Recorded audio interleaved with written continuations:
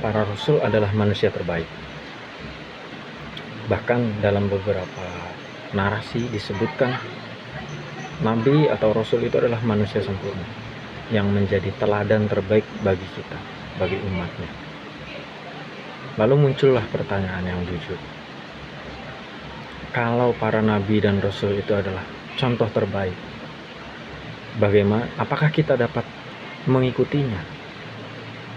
Sedangkan dalam narasi yang lain, kita sering mendengar bahwasanya manusia itu dipenuhi dengan salah dan dosa.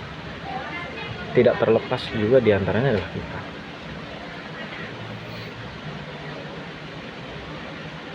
Kalau memperhatikan kehidupan para rasul, para nabi, mereka sering dinilai, sering diceritakan sebagai sosok yang tangguh, sebagai sosok yang kuat, sebagai sosok yang sangat baik.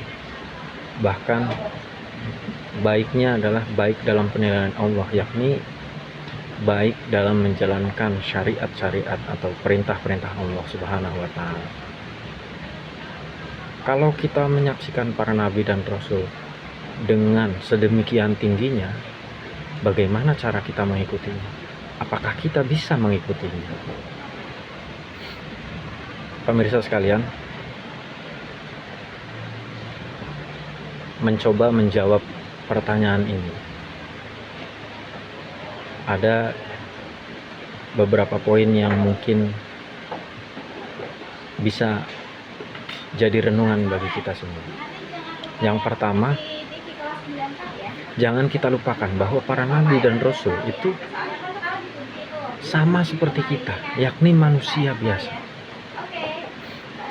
Nabi dan rasul tetap butuh makan, butuh istirahat, butuh beraktivitas sebagaimana selayaknya kita atau selayaknya manusia pada umumnya. Yang membedakan hanya nabi dan rasul dipandu, memiliki panduan langsung dari Allah Subhanahu wa Ta'ala dalam kehidupan, dalam keseharian. Mereka menghadapi berbagai macam ujian dalam hidup, sama seperti kita tentunya. Para nabi dan rasul juga butuh makan.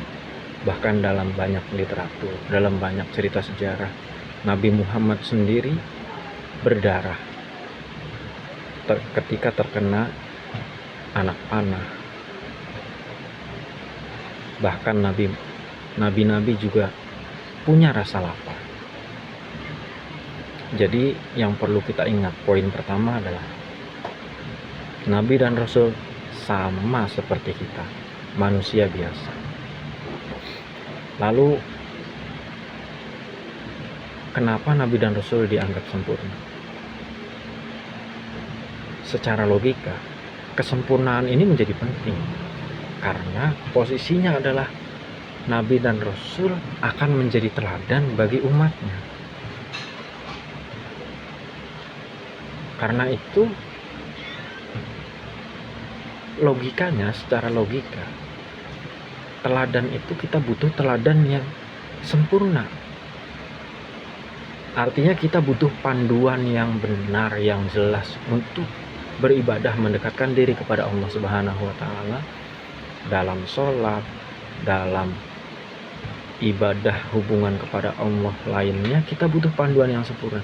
Pun juga dalam ibadah yang hubungannya dengan sesama manusia, sesama makhluk hidup. Karena itu kita butuh contoh yang sempurna.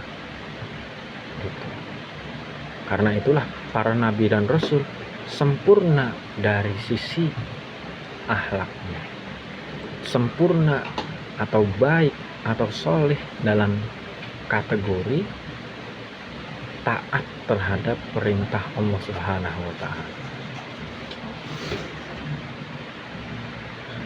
Pemirsa sekalian, mungkin ada pertanyaan, kalau begitu bagaimana kita mengikuti Rasul? Pemirsa sekalian, mengikuti Rasul itu tentu bukan hal yang mudah, karena sering kita mendengar, sering kita membaca, para rasul itu memiliki keteguhan yang kuat, kesabaran yang luar biasa, kebaikan budi pekertinya yang di luar nalar manusia. Bagaimana tidak kita melihat, kita membaca ketika Nabi Muhammad dilempari kotoran, tapi beliau memberikan balasan dengan menjenguk, justru dengan kebaikan. Apakah kita bisa mengikutinya? Bagaimana caranya? Pemirsa sekalian,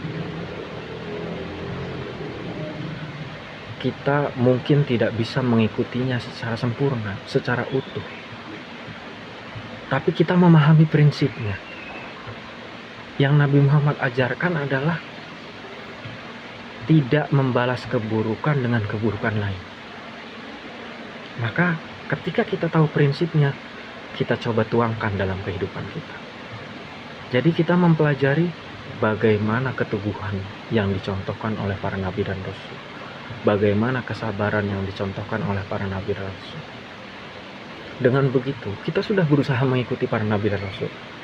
Meskipun tentu saja kita sangat jauh untuk mendekati kesempurnaan para nabi dan rasul.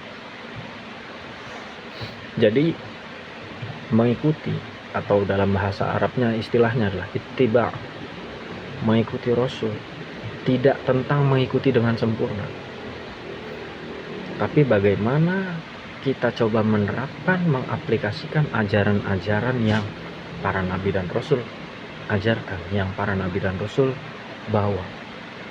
Jadi bukan tentang mengikuti secara sempurna, tapi apakah langkah kita berada di jalan yang sama. Para pemirsa sekalian, mengimani kepada Rasul sekali lagi bukan tentang kita hanya mengenal nama mereka, dan bukan hanya meyakini keberadaan para nabi dan rasul, akan tetapi juga tentang bagaimana kita memahami ajaran, memahami prinsip-prinsip kehidupan yang diajarkan nabi dan rasul, dan tentunya apakah upaya kita mengikuti jejaknya, mengikuti langkahnya itu sudah kita lakukan dalam kehidupan kita, meskipun langkah itu kecil. Sekian, mudah-mudahan membawa manfaat. Terima kasih. Wassalamualaikum warahmatullahi wabarakatuh.